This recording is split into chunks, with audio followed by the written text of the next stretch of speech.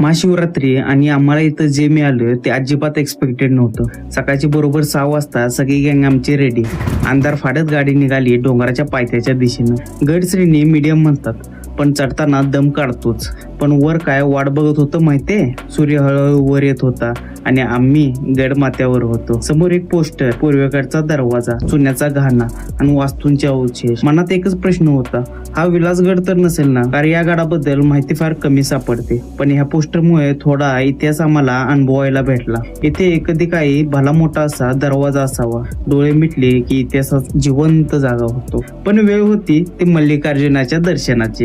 मग आम्ही खाली उतरायला चालू केलं आणि महाशिवरात्रीमुळे देवळात अशी भली मोठी अशी रांग लागली. काय हर हर महादेवाच्या जयघोषात आम्ही पुढे सरकत गेलो आणि समोर देवाचं दर्शन होतात सकाळ थकवा आमचा गायब होऊन गेला. बाहेर पडलो आणि हातात आलं काय? राजगिऱ्याचं लाडू. बस मग काय, शिवाची गर्जना झालीच पाहिजे. पार्वती पते हर हर महादेव.